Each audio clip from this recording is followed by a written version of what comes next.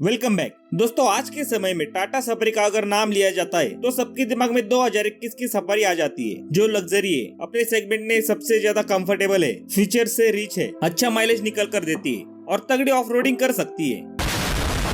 ऐसा बिल्कुल नहीं है, मैं मजाक कर रहा हूँ। लेकिन दोस्तों 20 साल पहले टाटा सफारी का नाम सुन के सबको तगड़ी ऑफ रोडिंग, तगड़ी रोड प्रेजेंस और तगड़ी बिल्ड क्वालिटी और रगेड एसयूवी दिमाग में आ जाती थी। लेकिन ऐसा क्या हुआ जो इस गाड़ी को टाटा वालों ने डिसकंटिन्यू कर दिया? शुरू से बात करेंगे तो सबसे पहले चैनल को सब्सक्राइब कर दीजिए।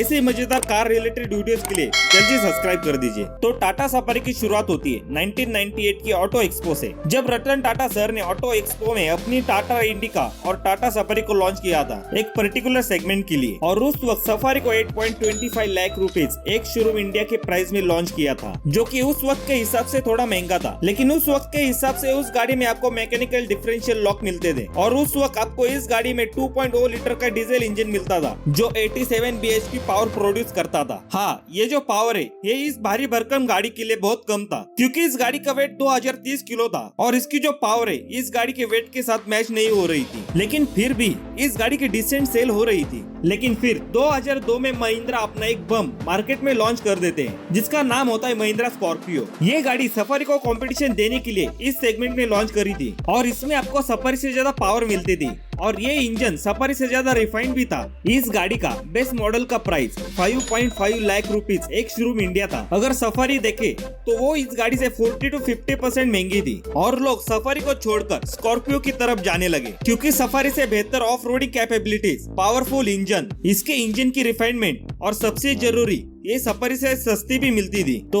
Why not? जब टाटा सफारी लॉन्च हो गई थी उस वक्त महिंद्रा वालों ने इस गाड़ी के डेवलपमेंट में शुरुआत कर दी थी और अपनी 5 साल की मेहनत के बाद आखिरकार महिंद्रा वालों ने अपना बॉम्ब मार्केट में फोड़ दिया, जिसका नाम था महिंद्रा स्कॉर्पियो। इतना सब होने के बाद भी टाटा ने अपनी सफारी में कोई भी चेंजेस नहीं करे, ना तो एक्सटीरियर में और ना ही इंटीरियर में। लेकिन 2003 में सफारी का एक स्पेशल एडिशन लॉन्च किया, जिसमें इस गाड़ी के सिर्फ 600 यूनिट बनेंगे और उस वक्त आपको इस गाड़ी में एक फ्रिज मिलता था। आज तो हम बस कूल किलोबॉस से ही खुश है और उसी से काम चला रहे, लेकिन आपको उस गाड़ी में अलग से फ्रिज मिलता था। सोचो कितनी बड़ी बात है। और आपको उस गाड़ी में पीछे की सीट्स पर एलसीडी स्क्रीन मिलती थी, आपको 130 डिग्री का कैमरा मिलता था, आपको 10 कैसेट का 5 स्पीकर ऑडियो सिस्टम मिलता था और इतने फीचर्स के साथ उस गाड़ी का प्राइस भी टाटा वालों ने 11.35 रख दिया। इसके बाद 2003 में आपको इस गाड़ी में 2.1 लीटर का एक पेट्रोल इंजन दिया गया, जिसकी फ्यूल एफिशिएंसी बिल्कुल खराब थी। और पावर की बात करें तो इसमें आपको 135 bhp पावर मिलती थी और इस पेट्रोल गाड़ी का प्राइस 9.35 लाख रुपीज एक शोरूम इंडिया था। भाई डीजल से तो महंगा इसका पेट्रोल इंजन था। टाटा वालों ने इस पेट्रोल वेरिएंट को बहुत ज्यादा उम्मीदों के साथ लॉन्च किया था, लेकिन उनकी ये उम्मीद ज्यादा दिन तक चल नहीं पाई, क्योंकि थोड़े ही दिन में महिंद्रा वालों ने लॉन्च कर दी स्कॉर्पियो पेट्रोल और उसका प्राइस महिंद्रा वालों ने 7.7 लाख रुपीज एक शोरूम इंडिया रख दिया था और इन दो गाड़ी को प्राइस में ऑलमोस्ट 2.5 लाख का डिफरेंस था। फिर 2005 में सफारी को एक फेसलिफ्ट देकर लॉन्च किया जाता है, जिसमें आपको नई ग्रिल मिलती है, आपको नई हेडलाइट की डिजाइन मिलती है, आपको नए एलॉयज मिलते हैं और अब इसमें आपको टाटा वालों ने 3000 सीसी का एक बड़ा इंजन डाल दिया, जो कि डाइकोर इंजन था, जिसमें आपको 116 bhp और 300 न्यूटन मीटर की पावर मिलती थी। आपको टाटा का 407 ट्रक तो पता होगा, उस गाड़ी का इंजन आपको सफारी में मिलता था और इस गाड़ी का प्राइस 6.4 लाख रुपीज एक शोरूम इंडिया था। मतलब कार मार्केट की हिस्ट्री में पहली बार किसी गाड़ी का प्राइस उस गाड़ी के लॉन्च के 5 साल बाद कम किया था और अब इस गाड़ी का प्राइस 6.4 लाख रुपीज कर दिया था। उसे जब इंडिया में लॉन्च किया था उस वक्त इस गाड़ी का प्राइस 8.2 लाख रुपीज एक शोरूम इंडिया था और तब जाके ये गाड़ी अपनी सेगमेंट की महिंद्रा स्कॉर्पियो को कंपटीशन दे सकती है, क्योंकि अब इस सफारी की इंजन की पावर भी बढ़िया मिलती है, फीचर्स भी बढ़िया मिलते हैं और प्राइस भी कम मिलता है अपनी पुरानी वाली वर्जन से। उसके बाद 2007 में टाटा वालों ने एक और सफारी लॉन्च करी, जिसका नाम टाटा सफारी डाइकोर रखा, जिसमें आपको 2.2 लीटर का एक डाइकोर इंजन मिलता था, जो कि 140 bhp पावर प्रोड्यूस करता था। आपको इस गाड़ी में थोड़े और ज्यादा फीचर्स मिलते थे, इंटीरियर पूरा नया मिलता है और सबसे जरूरी चीज, अब इसमें आपको 2 एयरबैग्स मिलते हैं। मतलब एक तो टाटा का लोहा और ऊपर से एयरबैग्स, एकदम सोने पे सुहागा वाली बात थी। लेकिन इतने सारे फीचर्स और पावरफुल इंजन देने के बाद भी लोग सफारी की तरफ जाना नहीं चाहते थे, क्योंकि उसी सेगमेंट की स्कॉर्पियो लोगों को पसंद आ रही थी, वो भी कम प्राइस में मिल रही थी। तो लोगों ने भी सोचा सफारी से बढ़िया स्कॉर्पियो को कंसिडर किया जाए। और इंडिया के मार्केट के साथ यूरोपियन मार्केट में भी इस गाड़ी की इमेज जो थी वो खराब हो गई, और इस वजह से इस गाड़ी की भी सेल कम होने लगी इंडिया और यूरोपियन मार्केट में। लेकिन टाटा वालों ने हार नहीं मानी,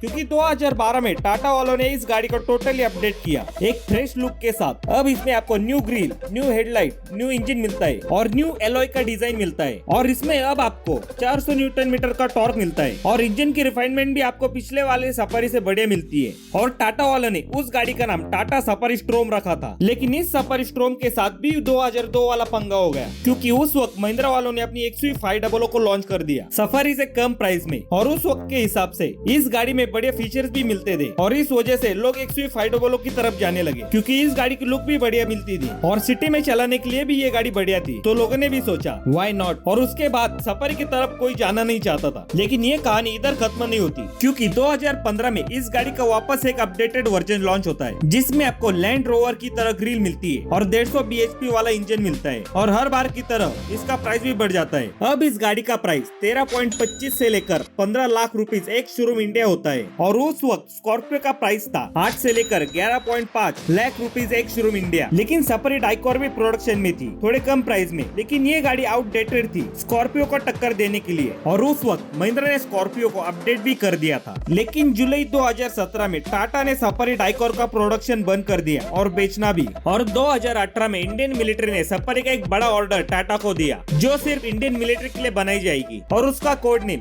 GS800 होता है। और उस गाड़ी में आपको 265 bhp और 800 न्यूटन मीटर की पावर मिलती है, और इस गाड़ी में बुलेट प्रूफ एलिमेंट भी मिलते हैं। इसका कलर भी सबसे अलग मैट ग्रीन मिलता है। और 2018 में इस गाड़ी की सेल्स में 42% की इंक्रीमेंट मिली है 2017 से कंपेयर करें तो, जिसमें इस गाड़ी की 6138 यूनिट सेल हुई थी। और 2018 के आखिर तक गवर्नमेंट ने BS6 नॉर्म्स को कंफर्म कर दिया कि मार्च 2020 में सभी गाड़ियों में BS6 कंपलसरी होगा। ऑलरेडी जिस गाड़ी की सेल्स इतनी कम हो, उस गाड़ी को BS6 में अपग्रेड करना कोई सेंस नहीं बनता। और 2019 में टाटा ने अपने हैरियर भी लॉन्च करी थी, जो कि एक मोनोकॉक चैसिस पर बेस्ड थी, और अभी के टाइम के हिसाब के सारी चीजें आपको इस गाड़ी में मिलती थे। तो ऑफिशियली टाटा ने नवंबर 2019 में इस गाड़ी को टोटली डिसकंटिन्यू कर दिया, क्योंकि BS6 में अपग्रेड करना इस गाड़ी को कोई सेंस नहीं था। और महिंद्रा भी एक वजह बोल सकती है इसके डिसकंटिन्यू होने का। और 2021 में हैरियर का एक बड़ा वाला वर्जन लॉन्च होता है, जिसका नाम टाटा सफारी था। और उस गाड़ी से लोगों को जो उम्मीदें थी, उस उम्मीद को टाटा कंपनी ने तोड़ दिया। लोग गुस्से में थे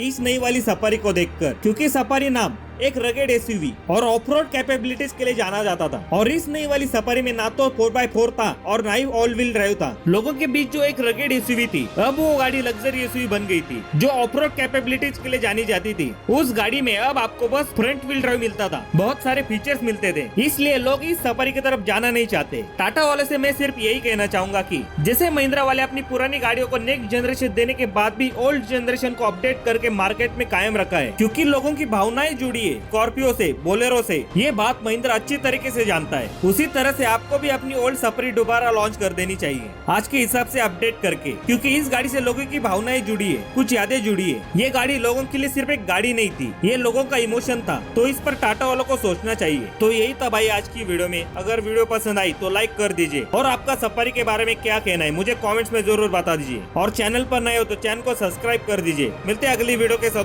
तब तक के लिए बाय।